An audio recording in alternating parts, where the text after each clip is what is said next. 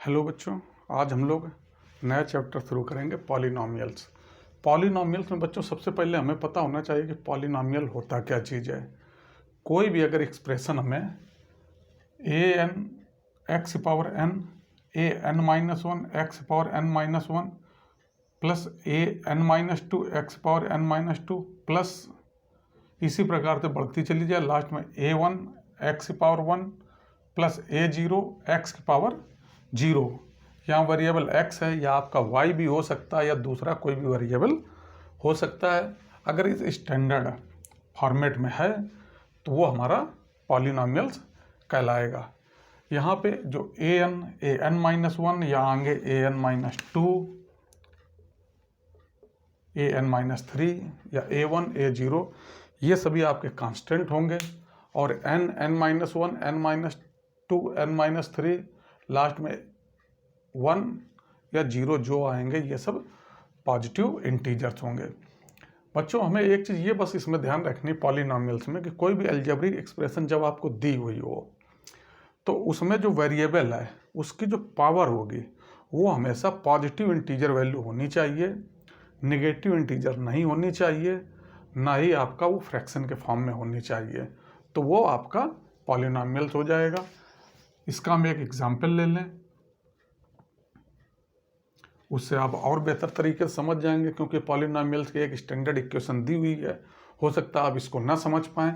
तो मान लीजिए हम कोई एग्जाम्पल ले लेते हैं कि 3x की पावर 4 प्लस 5x की पावर 3 प्लस आपका आ जाए मान लीजिए 2x की पावर 2 प्लस 7x प्लस 9, या यहाँ प्लस हो या माइनस हो कोई भी साइन हो सकता है, उससे कोई खास फर्क नहीं पड़ेगा। तो अब ये देखिए आप, यहाँ हम देखते हैं कि ए एन की जगह 3 है, 3 5 2 7 9 ये सभी कांस्टेंट वैल्यू हैं। जो ए n minus one, A n minus to या ए जीरो हैं, ये सारे कांस्टेंट हैं। इसके बाद वेरिएबल x है, इसकी पावर 4 3 2 1, और इसके बाद ये 9 के साथ मल्टीप्लाई होगा x पावर 0, क्योंकि हम लोग जानते हैं किसी भी चाहे कांस्टेंट हो या वेरिएबल हो उसकी पावर 0 होगी तो वो हमेशा 1 आता है। जब 1 का किसी वैल्यू मल्टीप्लाई करेंगे तो वो वही वैल्यू आती है। तो 9 के साथ x पावर 0 होगा तो ये 9 ही रहेगा, इस वजह से हमने यहाँ x पावर 0 को नहीं लिखा। तो बच्चों इस एग्जाम्पल से आप समझ गए होंगे कि कोई भी पॉलिनॉमियल अगर इस प्रकार से दिया हुआ हो, उसमें कई टर्म हो सकते हैं, यहाँ 1 2 3 4 5 है या 7 8 9 10 कितने भी टर्म के आपके अलजेब्रिक एक्सप्रेशन हो सकती है।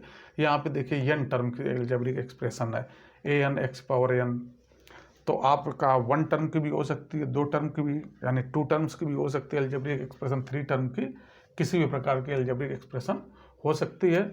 तो बस अलजेब्रिक एक्सप्रेशन में हमें ये ध्यान देना है कि जो वेरिएबल है उसकी जो पावर है वो कभी निगेटिव नहीं होनी चाहिए, तो वो आपका पॉलिनॉमियल्स कहलाएगा। जैसे आपका अगर कोई एग्जांपल एक हम ले लें कि 3x की power -5 plus 4x square plus कोई कांस्टेंट मान लीजिए 9 ले लिया, ये भी आपकी एक तरीके से पॉलिनॉमियल्स है। यहाँ पे हम देखते हैं कि जो x है x की पावर -5 है, तो ये आपका अलजेब्रिक एक्सप्रेशन तो होगा पर ये पॉलिनॉमियल्स नहीं होगा। बच्चों ये ध्यान रखना, हम लोग ये देख के बोल सकते हैं कि ये पॉलिनॉमियल्स है, लेकिन ये पॉलिनॉमियल्स ना होकर अलजेब्रिक एक्सप्रेशन है, लेकिन पॉलिनॉमियल्स नहीं है।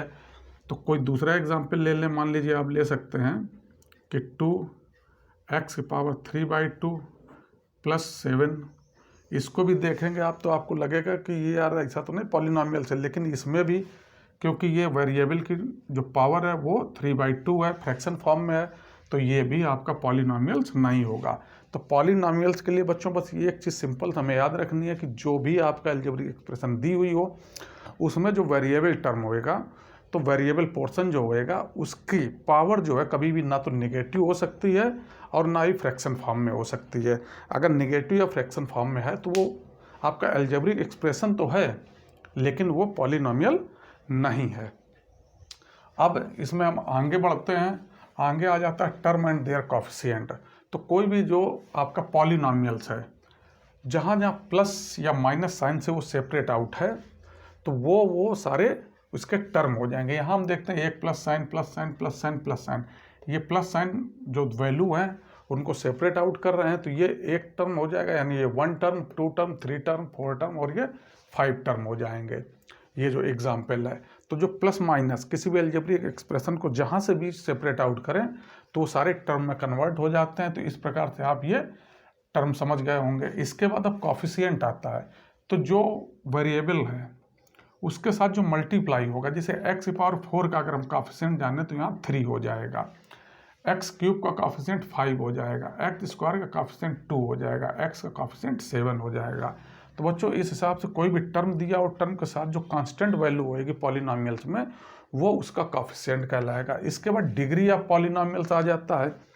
डिग्री ऑफ पॉलिनोमियल्स में बच्चों होता क्या है कि कोई भी अगर पॉलिनोमियल्स आपको दिया हुआ है तो उसकी जो कई टर्म भी दिए होंगे पॉलिनोमियल्स में, तो जो हायर पावर का टर्म होएगा वही उसकी डिग्री कहलाएगा। जैसे ये देखिए आपको 1 2 3 4 5 टर्म्स दिए हुए हैं, लेकिन इसमें अगर हम देखें इस एग्जाम्पल में तो ये जो टर्म है एक्स की पावर 4 का, ये हायर पावर का टर्म है, तो इसकी जो भी जो हायर पावर होएगी वही डिग्री कहलाएगी। तो इस एग्जाम्पल की डिग्री क्या हो जाएगी आपका कि ये पॉलिनोमियल कितनी डिग्री का है, तो आप बोल सकते हैं कि ये जो पॉलिनोमियल्स है वो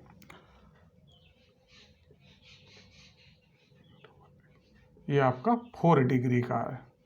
ये ध्यान रखना बच्चों कि ये जो एग्जाम्पल दिया हुआ 4 डिग्री का। इसी प्रकार से आपको दूसरा कोई एग्जाम्पल मान लो दिया हुआ है कि 5 एक्स की power 5 plus 4 x square plus 9। अब इसमें हम देखते हैं कि 3 टर्म है, लेकिन ये जो टर्म है इसकी पावर 5 है, तो ये इस पॉलिनोमियल्स की डिग्री कितनी हो जाएगी 5। तो इस हिसाब से बच्चों जो भी टर्म दिए हुए हैं जो हायर डिग्री का टर्म होएगा, सॉरी हायर पावर का जो टर्म होएगा वही जो हायर पावर होएगी वो उस पॉलिनोमियल्स की डिग्री कहलाएगी। इसके बाद कांस्टेंट पॉलिनोमियल आता है, तो कोई भी अगर आपको पॉलिनोमियल दिया हुआ है अगर उसकी डिग्री 0 है तो वो पॉलिनोमियल आपका कांस्टेंट पॉलिनोमियल्स कहलाएगा। डिग्री कितनी हो जाए बच्चों, अगर 0 डिग्री हो जाए तो वो पॉलिनोमियल आपका कांस्टेंट पॉलिनोमियल्स कहलाएगा। एग्जाम्पल में हम ले सकते हैं, जैसे मान लीजिए आप 7 ही लीजिए, केवल 7 आप देखेंगे कि इसकी आप सोचेंगे कि 0 डिग्री कैसे हो गई। तो अगर 7 के साथ हम मान लो कोई वेरिएबल x है उसको पावर 0, तो हमें मालूम है कोई भी वेरिएबल हो अगर उसकी पावर 0 है तो उसका आंसर हमेशा 1 होता है, और जब 1 का 7 से मल्टीप्लाई करेंगे तो ये 7 हो जाएगा। तो ये आपका जो 7 होएगा ये 0 डिग्री का एग्जाम्पल हो जाएगा, और 0 डिग्री क्या हो जाएगा कांस्टेंट पॉलिनोमियल्स। इसके बाद लीनियर पॉलिनोमियल क्या बच्चों होता है कि कोई भी पॉलिनोमियल अगर आपको दिया हुआ है अगर उसकी डिग्री 1 हो जाए तो वो आपका लीनियर पॉलिनोमियल हो जाएगा। इसका एग्जाम्पल आप लिख सकते हैं 3x प्लस 5। यहाँ पे देखो 2 टर्म की ये इक्वेशन है, या पॉलिनोमियल दिया हुआ है, इसमें x की पावर 1 है, तो क्योंकि जो वेरिएबल है इसमें हायर डिग्री 1 ही है तो इसलिए ये 1 डिग्री का वेरिएबल होगा, तो इसको हम लीनियर जो पॉलिनोमियल बनेगा ये 1 डिग्री का, तो ये लीनियर पॉलिनोमियल हो जाएगा। इसके बाद अब आ जाता है क्वाड्रेटिक पॉलिनोमियल। क्वाड्रेटिक पॉलिनोमियल में क्या होता है बच्चों, डिग्री अगर किसी पॉलिनोमियल की 2 है तो 2 डिग्री का पॉलिनोमियल जो होएगा वो आपका क्वाड्रेटिक पॉलिनोमियल्स कहलाएगा। इसका भी आप एग्जाम्पल ले सकते हैं, कोई भी ले लें, जैसे 3x square plus 7x plus 5। यहाँ पे अब 3 टर्म का ये पॉलिनोमियल है। इसमें हम देखते हैं कि हायर पावर का ये टर्म है, इसकी डिग्री कितनी है 2 है, या जितनी पावर है हायर पावर 2 है तो यही डिग्री इसकी 2 हो गई। इसके बाद क्यूबिक पॉलिनोमियल में डिग्री कितनी होती है 3 डिग्री का। अगर कोई भी पॉलिनोमियल दिया हुआ है तो वो आपका क्यूबिक पॉलिनोमियल होएगा। इसका हम एग्जाम्पल ले लें, एग्जाम्पल में ले सकते हैं जैसे 3x cube plus 7x plus 5 मान लो। यहाँ हम देखते हैं ये 3 टर्म का पॉलिनोमियल है। इसमें हम देखते हैं कि ये जो टर्म है 3x क्यूब है ये हायर डिग्री का या हायर पावर का टर्म है, तो इसकी डिग्री क्या हो जाएगी, जो भी टर्म बच्चों हायर पावर का हो वही उसकी डिग्री कहलाती है। तो इसमें 3 टर्म में हायर पावर 3x³ है, तो इसकी डिग्री 3 हो जाएगी। इसके बाद बाई क्वाड्रेटिक पॉलिनॉमियल, ये क्या होता है कि अगर डिग्री 4 हो तो वो बाई क्वाड्रेटिक पॉलिनॉमियल्स कहलाता है। इसका कोई भी एग्जाम्पल हम ले सकते हैं, जैसे 3x⁴ प्लस 7x³ प्लस 9 मान लीजिए कांस्टेंट। ये भी हम देखते हैं कि इसमें 3 टर्म है। आप और भी बढ़ सकते हैं, इसमें कोई भी आप लिख सकते हैं, जगह कम है तो इसलिए हमने केवल 3 टर्म की ही पॉलिनॉमियल लिया है। तो इसमें हायर पावर का टर्म ये है 3x⁴। तो 3x⁴ ये हायर पावर है, तो इसकी डिग्री यहाँ पे हम देखते हैं। हायर पावर का टर्म जो भी होता है उसकी जो पावर होती है वो उस पॉलिनॉमियल्स की डिग्री कहलाती है। तो यहाँ ये डिग्री 4 हो जाएगी। तो बच्चों इस प्रकार से आप constant polynomial, degree 0, linear polynomial, कोई भी पॉलिनॉमियल आपका 1 डिग्री का दिया हुआ है तो लीनियर हो जाएगा।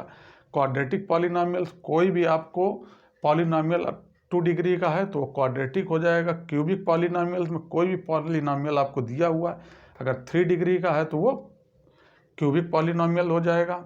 और कोई भी अगर पॉलिनॉमियल 4 डिग्री का है तो बाई क्वाड्रेटिक पॉलिनॉमियल्स हो जाएगा। इस प्रकार से बच्चों आप किसी भी पॉलिनॉमियल्स को उसकी पावर देख के समझ जाएंगे कि वो किस डिग्री का है, फिर उसके हिसाब से उसके आप नाम बोल सकते हैं कि वो कांस्टेंट है कि लीनियर है कि क्वाड्रेटिक है कि बाई क्वाड्रेटिक है कि क्यूबिक पॉलिनॉमियल्स है। बच्चों अब आप अपनी बुक के सवाल लगाइएगा पॉलिनॉमियल्स के। अगर इससे संबंधित कोई भी सवाल आपको नहीं आ रहे हैं तो हमें आप लिखिएगा, हम उनको आसान तरीके से सॉल्व करके आप तक पहुंचाएंगे।